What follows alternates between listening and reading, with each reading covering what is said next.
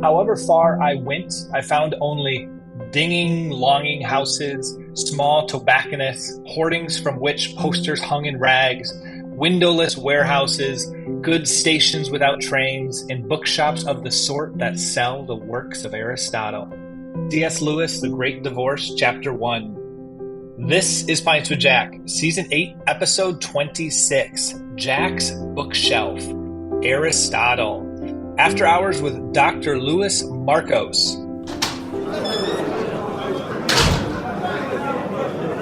Welcome, friends, to Pints with Jack. This season, we've read through Perelandra, but this month, we'll be looking at Jack's Bookshelf. Each season, we dedicate a month to looking at the books and authors who shaped the mind and thought of C.S. Lewis. As we all know from the last battle, it's all in Plato, but it turns out there's a good lot of it also in another philosopher, Aristotle. And as our listeners know, since it's all Greek to me, I am joined by another Greek who is going to introduce us to this titanic thinker, Dr. Louis Markos. He's a professor of English and scholar in residence at Houston Christian University, where he holds the Robert H. Ray Chair in Humanities. He teaches courses on film, the classics, British Romantic and Victorian literature, as well as on C.S. Lewis and J.R.R. Tolkien. He's been on the show many times to discuss his books, including Afterlife in the Western Poetic Tradition and Myth Made Fact. Last time he introduced us to Plato, drawing from his book From Plato to Christ, How Platonic Thought Shaped the Christian Faith. And today we're going to be learning about Aristotle from his book, which comes out in September, From Aristotle to Christ, as well as another forthcoming release. Dr. Louis Markos, welcome to Pints with Jack. Hey, thanks. It is great to be on. And before I forget, I should tell you that if you go to the Amazon author page, you can actually pre-order the book. It's out in September, but it can be pre-ordered. And I have to tell you something funny. I can't say this 100%, but I've been told that passage from The Great Divorce, when he says small shops that sell the collected works of Aristotle, apparently that is a subtle reference to shops that would sell pornography inside a bookcase that said the collected works of Aristotle. I haven't been able to 100% verify that, but it sounds true, and it sounds like the setting that's there. But Lewis was as influenced by Aristotle as Plato. He's probably more Platonist than an Aristotelian, but he was strongly influenced by Aristotle, particularly in the area of logic and particularly in the area of ethics more than anywhere else. And I'll tell you, Matt, if you read Book 3 of Mere Christianity, just think about it. Book 1 is an argument for theism. Book 2 is an argument for Christianity, liar, lunatic, Lord. But then Book 3 is about living the Christian life, a life of virtue. And that whole section is strongly based on Aristotle. And I mean, Aristotle just direct. There's certain things that Aristotle simply got correct. And Lewis trusts him very much on that, and also literary theory and other stuff, but especially his ethics. Well, I have to say, I have been looking forward to this conversation because our last conversation we did, and listeners, I would go to his Amazon author page because From Plato to Christ was absolutely incredible. I would also go listen to the conversation that we had on that. David would know this, a season and a half ago, maybe.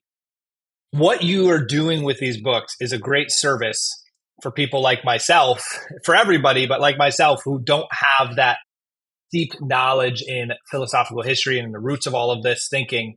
And it was incredibly accessible. That book was. Obviously, I've not read From Aristotle to Christ yet, but the Plato one was just absolutely incredible. And that conversation has been brought up probably 5 or 6 times on this podcast since then by me. We just finished Perelandra, the cave scene. I'm like, guys, hey, this just reminds me of Plato. This reminds me of my conversation with Dr. Lou. When we did the last battle, because we did that last year at the end of the year, I was talking about it again. And so it was amazing how much the knowledge that I gained just from 1 hour talking with you and reading the book in preparation has unlocked more truth in Lewis than I realized. And so I'm particularly excited to do this a second time with a different author. Like, you are probably the perfect person to be talking about Jack's Bookshelf and specifically this author. Great. Thanks. No, I mean, it's like I said, he was a Platonist, but he quotes Aristotle all the time, and he's learning from Aristotle all the time. And a Mm, lot of times when he's learning from Dante, he's learning from Dante, who learned from Aquinas, who learned from Aristotle. So mm, Aristotle is always lurking behind. I mean, just a simple little example in Problem of Pain, right? If you are going to have an apologetic for the problem of pain, I'm sorry, you have to have a free will theodicy. Okay, if you're a complete predestinarian, I'm sorry, I don't care how many arguments you make, your presupposition just doesn't work. Okay, but what's unique about Lewis is Lewis says, okay, God gives us free will, by which he means we're volitional creatures who choose, right? And he says God cannot give us free will and not give it to us in the same time and in the same way. Now, that is what we call Aristotelian logic. One of the mm, foundational tenets of Aristotle's logic is the law of non-contradiction. Something cannot be itself and something else at the same time and in the same way. So God can't give it and take it at the same time in the same way. So Lewis is beginning with a logical way of interacting with the world that rests even more in Aristotle than it does in Plato. Plato's logical, but he mm. didn't lay down the foundation of logic the way that Aristotle did.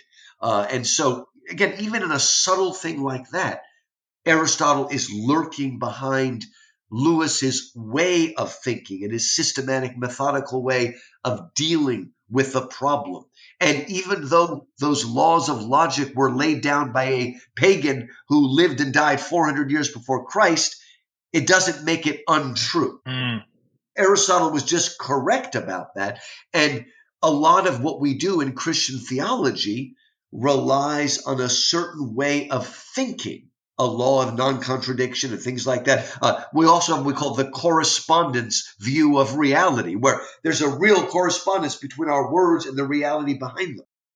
A lot of postmodern deconstructionists don't believe that anymore, right? So mm. when we leave Aristotle and also Plato, but now we're talking in it, but we leave Aristotle behind, we can't do theology unless we have that. So that's what I'm saying. Aristotle is very deeply woven in to the West. And things have calmed down a little bit now, but when the woke people started saying things like the equal sign in math is racist, and they actually said things like that, Yeah. it's impossible to have a university to have any kind of dialogue or discussion unless you have rules of logical, rational thinking and avoiding logical fallacy, what we call a syllogism.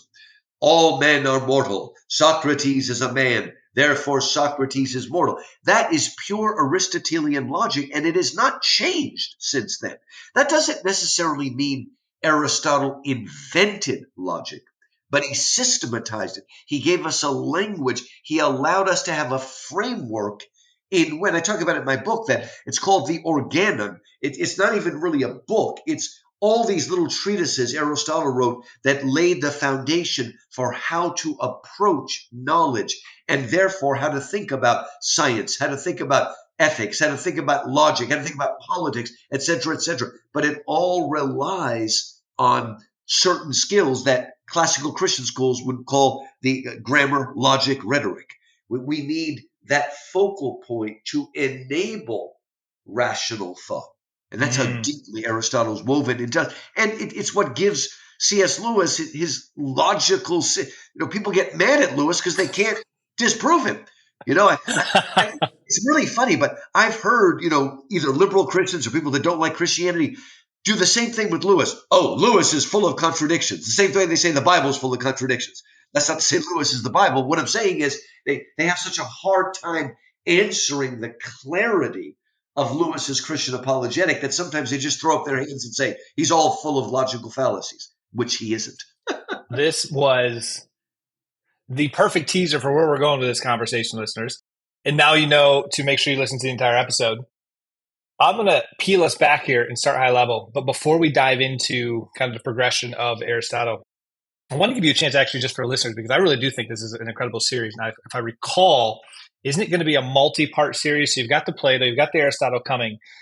Is that going to be the end of this, or been conversations of bringing more and more and more of this? Like, There were 3 books that I've done with InterVarsity Press, from okay, Achilles to Christ, which covers okay, the Iliad, the Odyssey, the Aeneid, and the Greek tragedies, then Plato to Christ, and then Aristotle to Christ. So that's the trilogy.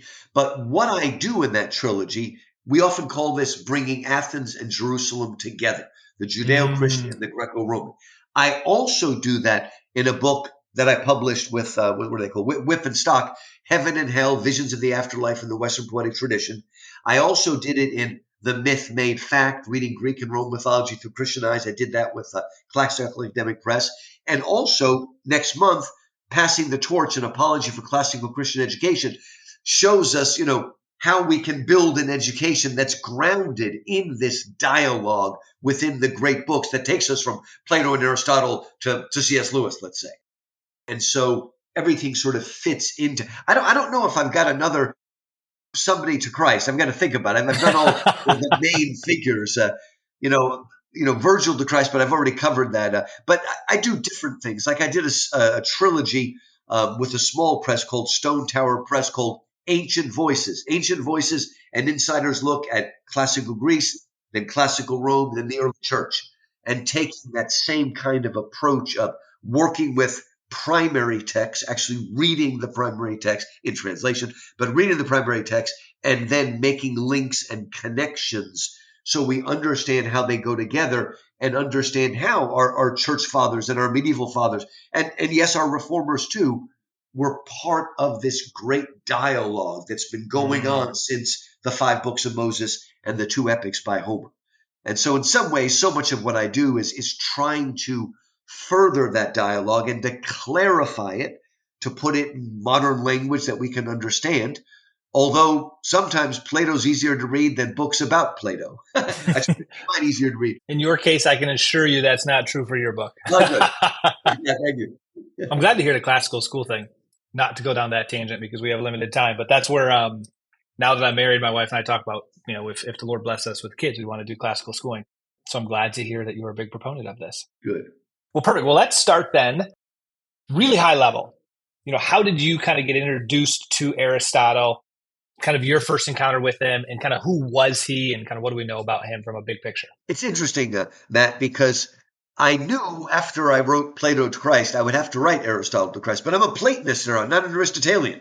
I've always been very strongly influenced by Aristotle's Poetics because I'm an English professor, and that's the very beginning of literary criticism.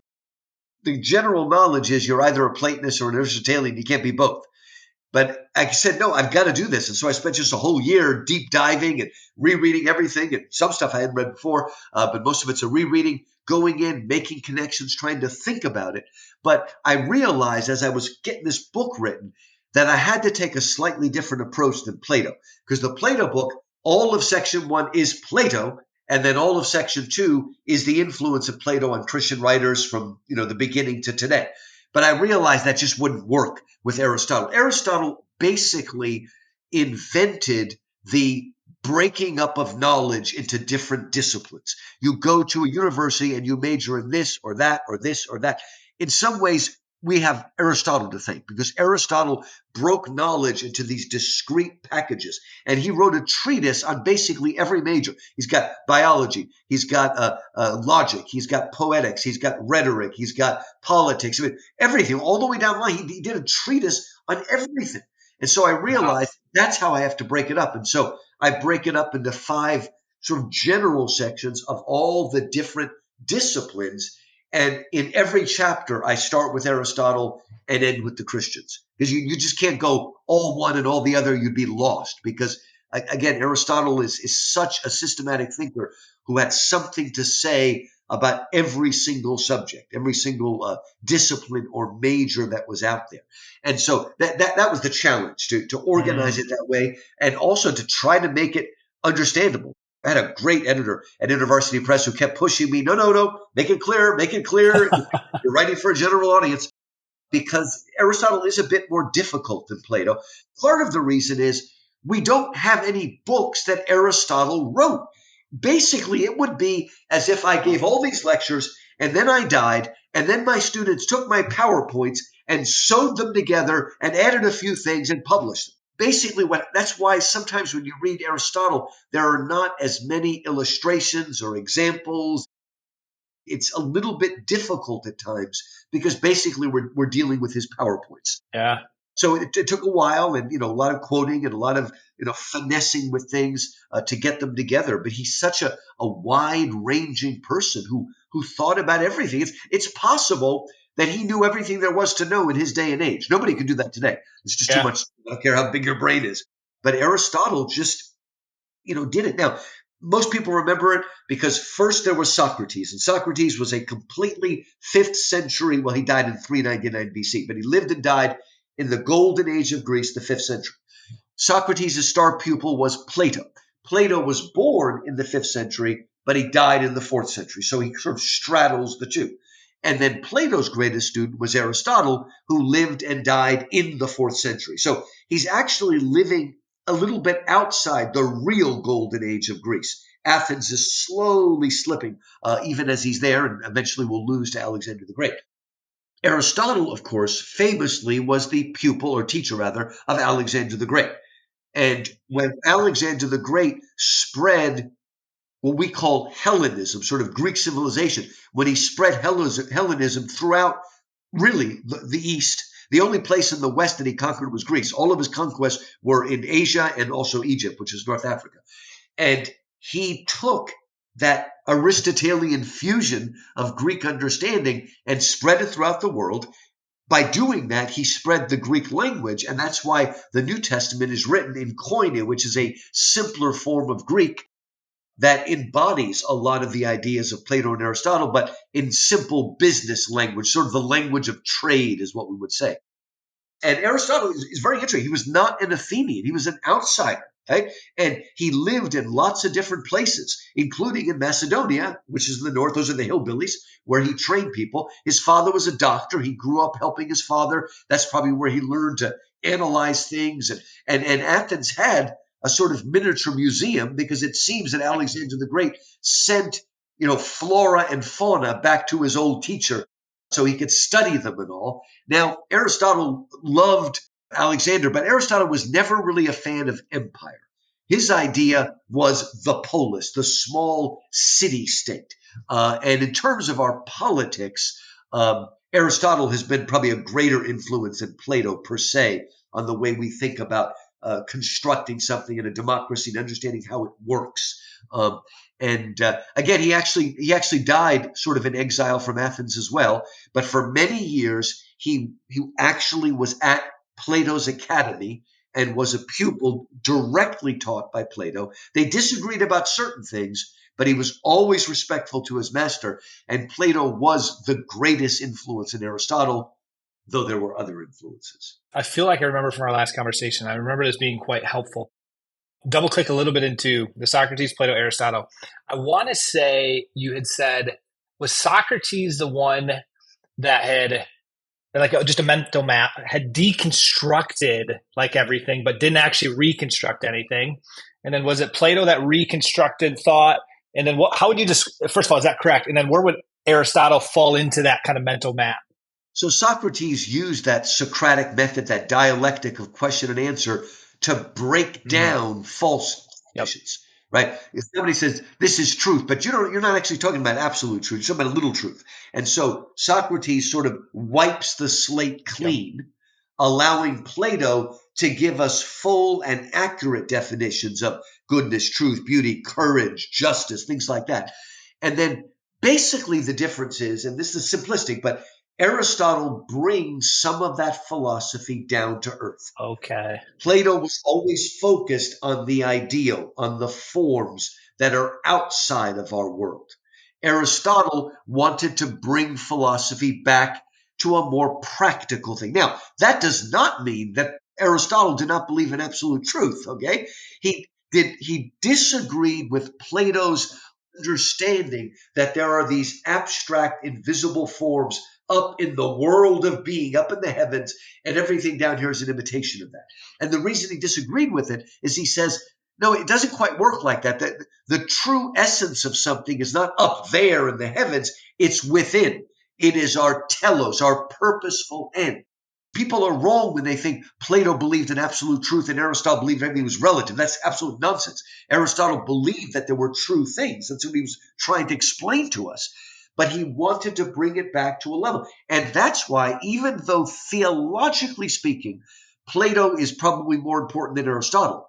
Aristotle got something much more right than Plato did. Plato still tended to think of our soul as trapped in our body, whereas Aristotle had a more incarnational, what we called hylomorphism, that every body had a unique soul. And so he's much closer to the biblical understanding of man as an enfleshed soul. That's why for Christians and for Aristotelians, but not for Platonists, reincarnation is absolutely ludicrous and doesn't work, right? Because how can my soul keep going from one body to another? That would suggest that my body is nothing. So there is now we can debate about Plato, because Plato only talks about reincarnation in his myths, never in the hardcore philosophy. But he's certainly open to it, just as Pythagoras was. But Aristotle, there is no reincarnation because there is a real connection between each individual soul and each individual body. And in that case, he was closer to, what from Christians is the truth about the nature of man. Is it fair to say that Aristotelian thought played an influence in the denominations of the Christian faith that emphasize the sacraments, like form and matter?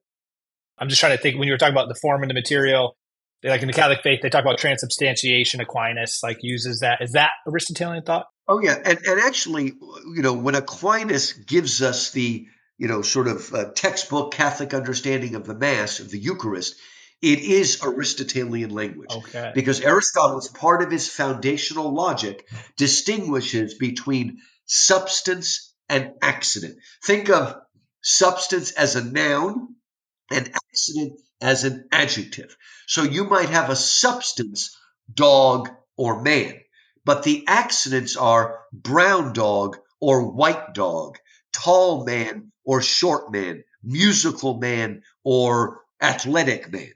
And again, he wanted to focus that, we don't dispute about substances, right? The substance is a thing, but the accidents can be moved around. So that gets passed down to Aquinas and to the church to say that during the Mass, the accidents of the bread and wine remain, but the substance, hence transubstantiation. So a Catholic is not a cannibal when he eats the body and blood of Christ, because it remains, its adjectives, its accidents continue to be that of bread and wine, but the substance, the essence of what it is, has now been mystically transformed into the body and blood of Christ. So, yes, they are actually using language or terminology, I guess, from Aristotle to help explain a specifically Catholic mystery. I don't think Aristotle could have bent his head around something like the Eucharist, okay? But his language allows us to have a language just like a lot of Platonic language helped us to come up and explain things in Christian theology, especially something like logos or logos.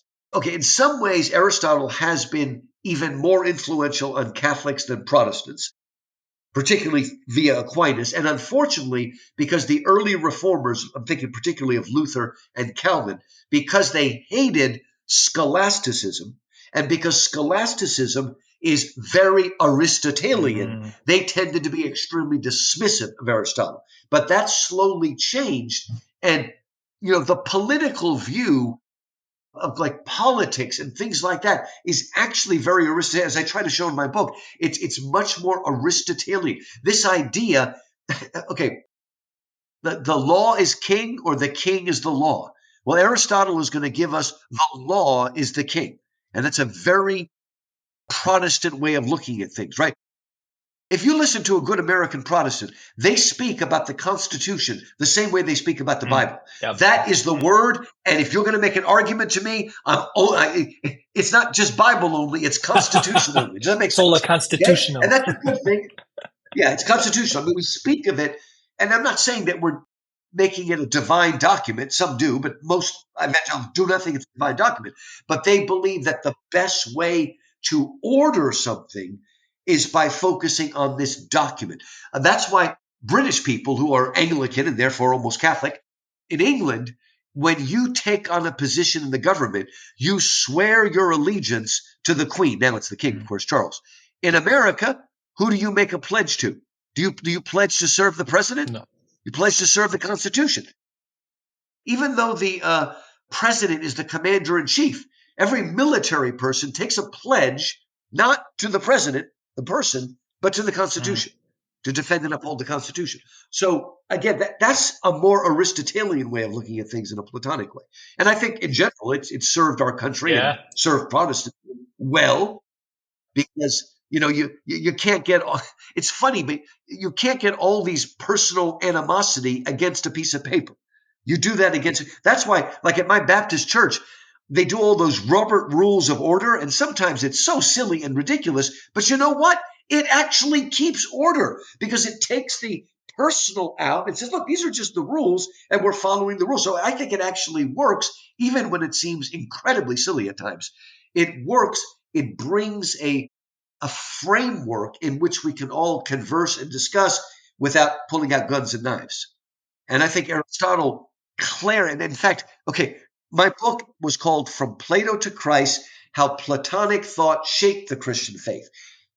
What I wanted for this book, it's going to be called From Aristotle to Christ, How Aristotle Clarified the Christian Faith. So to me, Aristotle is much more helpful in coming up with a terminology, the way we talk about virtue, the way we talk about even the Catholic distinction between mortal and venial sins, which runs right through Dante's Inferno, is very Aristotelian in the way that you distinguish between what sins are worse and what sins are less worse. When we talk about the difference between manslaughter, where you kill somebody in a rage of emotion, and premeditated murder, that is a very Aristotelian distinction that we see in his laws and his politics and things like that. He understands how important motivation is. Motivation is just as important as the deed itself. That's the kind of clarity that Aristotle brought to political life, I guess you would say, and legalism and all legal jurisprudence is very Aristotelian. Now, a lot of times we're getting it from people who are so far away from Aristotle we don't recognize it. But Aristotle is giving us that seedbed that allows, in some ways, allows civilization to work. Is there like with Plato, it seemed like from when we were chatting, there was more of a systematic, unifying way to think about him. From what you're kind of saying here, Aristotle instead has just written on like everything. So when you talk about he clarifies, is that because he has an overarching systematic framework that we can apply, or is it more he's just written on a bunch of stuff? Like you just mentioned motivation, like that's just a sub thing he's written on. It's incredibly helpful. It's not part of some bigger philosophical thought framework that he has. He's just written on it. So I'm trying to understand kind of the big picture of that. I guess the best way to say it is that whatever subject he's talking about, Aristotle always begins with what is the telos, T-E-L-O-S, is the purposeful end. What is the purpose for this thing? What is the chief end of man? For instance, when the Heidelberg Confession famously begins, the chief end of man is to love God and enjoy him forever, right? That's an Aristotelian way of thinking about things, okay? The chief end of man is happiness. Well, how do you go about doing that? Or the chief end of man is contemplation. Or what is the chief end of virtue? That's the kind of thinking he brings to everything. So, yeah, he's got that foundation, that system, and then everything can be brought in to his system, things that seem very, very different. And again, it's going to be different because he's going to come up with the different telos for this or for that. And that's going to make it very different. And sometimes he does lead us astray. For instance, Aristotle understood that there was this thing called gravity, right? But he didn't have the laws of Newton. He understood that things fell. Well, how do you explain that things fall down? Well, that's why Aristotle put the earth at the center. It wasn't because he was stuck up, okay? We needed a central earth to explain why some things fall and other things rise. And then he works that into a whole system. Why is there motion? Well, this is going to sound crazy to us, but you've probably heard the phrase, nature abhors a vacuum. Well, by the way, that's not true, but it is Aristotelian. Aristotle said there was no void because everything needs to push everything else to allow for motion on our earth. So a lot of times he might have got things wrong, but he approached it logically. Okay, if you're doing a test in math, they always say you must show your work, and you might get partial credit because you might have got the wrong answer, but your logic, your step-by-step progression was very good. That's what we get in Aristotle. There is logical thinking going on, even if he ends up with the wrong conclusion, just because he didn't have a telescope or something like that. And it was hard to shake.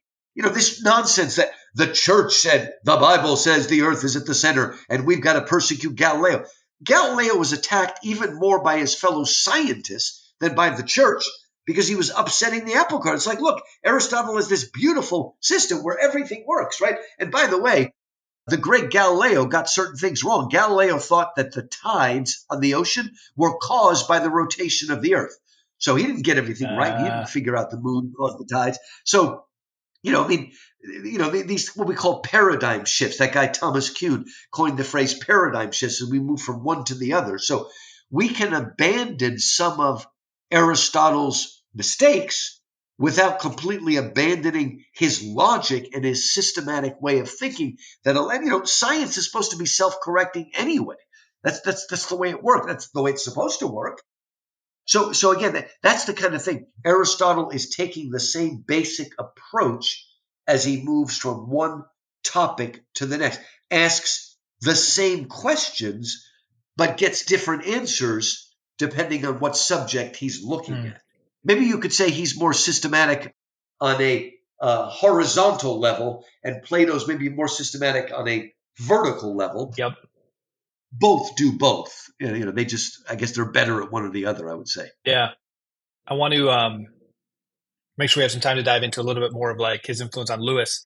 But before, is there any other like key thing we haven't discussed that's important for understanding? There's probably about 50 key things, but if there's any that's like that sticks out to you that could be helpful for people who don't know Aristotle. I guess the only thing, and I talk about this a lot in my book, is Aristotle's famous for laying down the four causes. Anything can have four causes. The example that's often used is Michelangelo's statue of David. The material cause of that statue is the marble itself, one piece of flawed marble, right? Then there is the formal cause, and it's the bipedal form of the man out of which it's made. Then there's the efficient cause, which was Michelangelo the artist, the simple cause effect. And then there is the final cause, which is to glorify God and to glorify man. And we need to learn from Aristotle because in our modern secular age, all we care about are efficient and material causes. We want to know simple cause effect, what it's made of, and we just dismiss everything else. But no, we have to look at first the formal cause. What is the essence of something? Because we no longer ask what is the essence of something, we've lost our mind when it comes to masculinity and femininity. We don't realize that male and female created he them. We have a certain form. And because we don't ask final causes, we don't know the ultimate purpose for something. We're living in a little world of cause and effect that's in a box, and we never ask the higher question, the why question. We're so focused on the simple mechanical what question that we've left out the why, the how come. And Aristotle reminds us to we need to look at all of these if we're going to understand the nature of reality and the nature of ourselves. So that I talk about that a lot. That's famous, and there's lots of other things in here. But yeah, let's get to Lewis. No, that's actually. I mean, I'm really glad you brought that up because that is super helpful to have that mental framework, and I never really thought about the way that connects to so much of the issues in today, politically, culturally, secularly. That's just really plaguing us, and that is actually you described that really well. And I'm glad you connected that to like real world examples of what we're seeing today. That's super helpful. Yeah, let's transition to Lewis. So you've already alluded to a little bit. You brought in the very beginning the problem of pain. You brought in Mere Christianity, book 3. What was Lewis's exposure to Aristotle? Potentially, did he read most of his stuff?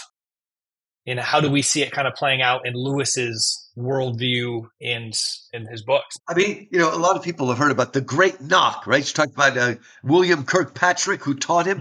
Now, he really grilled him on Greek and Latin and his languages, but he also read all the classics. And Lewis had what we would call a classical Christian education. So he knew Aristotle inside and out, and he would have read him in the original Greek. Lewis is getting this framework, but again, I think the most important thing he got from is in his discussion of virtue, right? A couple different things. for too many Christians, especially evangelicals, we only think of virtue as do this or don't do that, right? For Aristotle, as people famously know, virtue is the mean between the extremes. So the classical virtue of courage is midway between its lack. A lack of courage would be cowardice. You run away. You abandon your post. But an excess of courage would be foolhardiness or impulsiveness or being cocky, right? And that's not courage. Rushing like a madman, a whirling dervish, not a whirling dervish, what do they call those? Berserkers. That's not courage. That is foolhardiness, right? And Aristotle understood that we have to find the mean between the extremes. And this is important when Lewis talks about the classical virtues. They are courage, self-control, wisdom, and justice. And Lewis talks about them a lot. But even more importantly, and we need to understand this, particularly as Christians, and Lewis explains it so well in Mere Christianity, Book 3, virtue is not a feeling. Virtue is an action, and eventually virtue is a habit. Right? The virtue of courage does not mean I feel so brave. The virtue of courage is even when I'm scared to death, I stick to my post and I do not abandon it. Courage is the action of courage. Charity, we say love now because charity's had its meaning, but caritas or agape, charity is not a feeling. It's not, oh, I feel bad for you. That's a whole generation of kids now. But charity is helping the person that's in need. Okay? Now, if you practice the virtue enough, that virtue will become a habit. It will become instinctual. That's when you're a virtuous man. Also, and this is the most beautiful thing of all, you've probably heard this phrase, virtue is its own reward. What that means is the more you practice virtue, the more you will enjoy virtue. Because we want to go forward with our feelings when we need to start with the actions and let the feelings come later. We should not. Feeling and emotion are not bad things, but we should not be driven by our feelings and emotions. We have to tell our feelings how to get off, Lewis says. If we act courageously, then we will start feeling courageous. If we act charitably, we'll actually start enjoying working at the soup kitchen. Now, if you have worked in the soup kitchen for 10 years and you still hate and resent the people you're working for, buddy, you don't have the theological virtue of charity. Because if you were truly practicing it, your feelings, well, now we all have bad days, we get angry, but it is a transformation from within. We are trying to align ourselves with the true virtue of courage. And here's the problem, and Lewis himself talks about this. A lot of the fault lies with Kant. How many people have you met? And usually it's white people. When I say white people, I don't mean Greeks like myself. I mean Brits and Germans and Dutch people, right? How often do you find people actually thinking that if they start enjoying their charitable work, it's no longer charity? This ridiculous notion comes from Immanuel Kant, this idea that you have to do duty only for duty's sake. And if you're enjoying it, it's not really duty. And Lewis actually literally speaks out against that. We need to go back to Aristotle and understand the kind of people we are. If we act and it becomes a habit, then our feelings will follow, right? That's why if you get married merely because of this feeling called being in love, then when that feeling goes away, you're like, oh, well, I guess I'll get divorced now, right? Whereas if you begin with a love in action, the feelings will follow. It's amazing throughout history how many arranged marriages they ended up loving each other because the feelings sort of came with it and made a deeper bond. But the bond was one of choice, of action, of again, cultivating a habit. We want to cultivate the virtue so it actually becomes instinctual, even though it's not instinctual. Animals are not virtuous or vicious for that matter, right? Only human beings are virtuous. I think all cats are evil, but other than that, animals are not moral, ethical beings. And by the way, people shouldn't be confused. Aristotle says that animals and plants have souls, but he just means they have an invisible principle, right? So vegetables have a vegetable soul that allows them to grow and take nourishment. Animals have that, but they also have motion and all these other things. But only when you get to human beings do we have what's called a rational soul.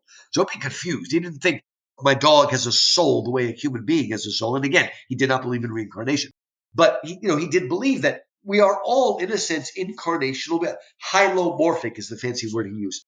There is a link between the two. Each individual is unique in that sense. And again, that's important. I love when you were talking about the habit, feeling, action. It made me think of in the Screw Tape Letters. Isn't there that chapter where he talks about the circles? And he's like, the best thing you can do actually is create the feeling and not allow the habit to actually come. Like the reverse. Like Satan wants to attack it the opposite way. And I just felt like there was so much wisdom in that. So it's kind of like trying to flip Aristotle on his head a little bit there. You're right. He says, think of a bullseye, right? The three rings going out, right? On the outside are our feelings. The next level is sort of our actions and our reason. And the very center is our will. When we say I accept Christ into my heart doesn't really mean feeling. Heart means the center of our being, our volition, our will. That's what we're talking about. And yes, the enemy, God, wants us to keep moving things to the center of our will, where the devil, our father below, wants to push everything out to feeling. So it just stays out there in a little fringe. And those are the people that will flip-flop immediately because it's only about feeling and it hasn't entered to the core of the person. Outside of obviously Mere Christianity, you mentioned about Problem of Pain. Are there any fiction works in Lewis that you can bring up, or just like one where we can see an example of where this works its way in? Like when I was reading Perelandra, I'm like, there it is. Last Battle, there for Plato, I mean. Like Aristotle, some of his fiction works, more popular ones, you're like, this is where this is playing out. When you're thinking of Lion, the Witch, and the Wardrobe, and they're doing the liar, lunatic lord thing about Lucy, right? Yeah. Again, that's the way an Aristotelian thinks. Like you look at all, sort of like what is that famous phrase from Sherlock Holmes? Once you've eliminated everything that's impossible, whatever is left, however improbable, must be the truth. Yep. That is an Aristotelian way of going at things. You're probably familiar with Michael Ward's Planet Narnia. Yeah. Okay, the idea that the 7 chronicles are key to the 7 medieval planets and their influence on people. Well, now Aristotle didn't invent that completely, but he again helped to systematize this idea of how the movement of the planets sheds an influence that produces certain elements out of the earth, but also produces certain character types in human beings. So the moon shines down and it draws silver out of the earth, but it provokes lunacy in us, which is what happens to poor Prince Rilian in the silver chair. And of course, it's called the silver chair, so there's silver everywhere, right? And the sun draws out gold and it makes us generous and wise. That kind of stuff is it's not that it's not at all in Plato, but Aristotle, again, this idea of microcosm and macrocosm, that man is a microcosm because all of the cosmos is reflected in us in one way or another. Those ideas are very strong. Of course, as you know, in that hideous strength, the influences of the planets actually descend to Bellberry, right? And they make them go crazy. Mercury comes down and confuses their language. And of course, at the end, Venus comes and, hey, let's have some children. No more dissertations. Let's have children. That's a good idea, man. I tell you. I love that. Just doing like the homeschooling moms. Yeah. They homeschool like 4 or 5 kids. And then, all right, now I'm going to go back and get my master's, do it that way. That's okay. It's just amazing. But that, again, that's a sort of Aristotelian framework of that and of sort of character formation and the way, when the kids go back in Prince Caspian, the air of Narnia is starting to bring out their courage again. And according to Michael Ward, I think he's right, Prince Caspian is the Mars book, the Martial book, the influence of Mars that makes us martial and full of courage and things like that. But Aristotle understood, as Lewis did, that the influences of the planets can be good or bad, because if I take the martial spirit that comes from Mars, it can turn me into a martyr or it can turn me into a killer. Right? So it depends. Saturn can make me a contemplative or it can make me a sort of complete melancholy person. So that basic framework, I think, and remember, if you haven't read Planet Narnia, it's also an incredible interpretation of the Ransom trilogy. which is, Mm. it's obvious. It's actually clearer there than it is in Narnia how the influence of the planets are influencing things. Probably my single favorite line in all of Narnia, and I'm sure it's one of your favorites too, Matt, is when Eustace, Clarence Scrubb, meets Ramandu, who turns out to be a star. And he says, "You're a star? I'm a retired star." And he says, "Sir, in my world, a star is just a flaming ball of gas." And what is the famous response by Ramandu? "No, my son, even in your world, that is not what a star is. That's only what it's made of." That Mm. kind of a distinction is, again, very Aristotelian. He's taught us to make those distinctions and not just like he's taught us to bring all four causes together. He's taught us other ways of thinking about things. And, the difference between quantitative and qualitative. Now, what am Mm. I talking about there? In The Problem of Pain, the introduction to Problem of Pain, make sure you don't skip that because it's just brilliant all by itself. It's an argument of the origin of religion. And a lot of people said religion comes out of our fear of the unknown. And that comes from our fear of wild animals. And that fear evolves into the religious or spiritual sense. And Lewis, thinking like an Aristotelian, says, no, no, no, you're playing with language, right? Mm. If I say there's a tiger in the other room, you're going to be afraid. But if I say there's a ghost in the other room, you're also going to be afraid. But it's a fear that is qualitatively different, right? I'm afraid of the tiger because it could kill me and eat me for lunch. But ghosts cannot hurt me, despite what they do in Lord of the Rings and the Paths of the Dead. Uh, Ghosts cannot hurt you, okay? But ghosts are terrifying in a different way. mm. Aristotle would understand that distinction. And every time, okay, remember when Eustace is undragoned by Aslan? It's like my favorite scene. Just before the undragoning, Eustace says, he's telling it to Edmund, he says that I saw the line and I was afraid. Not the way you would think. I mean, even a lion can't fight a dragon. I could have killed him with one swipe of my tail. I wasn't afraid of what he might do to me. I was just afraid of him, right? Mm. So there's a qualitatively difference between, just like we do. I hate these people that say, we see evolution happening every day, therefore evolution must be true, you stupid Christians. Excuse me, you just did a logical fallacy. You can't change the meaning of a key word in the middle of your proof. Yeah. When they say we see evolution happen all the time, that's called microevolution or adaptation. That's why we have to keep coming up with stronger and stronger antibiotics because the microorganisms evolve and change, okay? Nobody disputes that. But when you say we see evolution happening all the time, therefore evolution is true, now they're talking about macroevolution, the change from one species to the other. And the difference between micro and macroevolution is not quantitative, a little bit more, a little bit, it is qualitative. That's just like saying my brain gets bigger and bigger and bigger, and then suddenly I'm conscious. That's how people like to say it just suddenly happens. It's ridiculous, right? No, it doesn't. Consciousness and the physical brain are, again, qualitatively, it's a leap. It's not, to borrow a phrase from G.K. Chesterton, it's not an evolution, it's a revolution. And I love that Chesterton. undergirds everything. That whenever we see Aslan, again, there's this numinous feeling that goes beyond our fear of his claws to our fear of who he is. Again, ultimately an Aristotelian kind of distinction. That's fantastic. I love it. Well, we are approaching the end of our time. Before we wrap up, Dr. Lou Markos, where can the listeners find more about you? Obviously, you've got your Amazon page, social media stuff, website. What if they want to dive a little bit deeper? It really is just easiest to go to the Amazon page because all my books are there, and you can pre-order Aristotle and Christ coming out in September, and you can pre-order Passing the Torch, which comes out next month in April. Also, if you go to YouTube and type in my name, I do have a YouTube channel, and I just included like a 5 or 6 minute blurb about the two new books, kind of explaining them really, really quickly. They're up there. That's just the easiest way to do it. And you can try to email me if you want. I'm over at Houston Christian University, but that's the fastest way. That's fantastic. Well, Dr. Lou Markos, thank you from the bottom of our heart for coming on. We are so grateful. This was so much fun.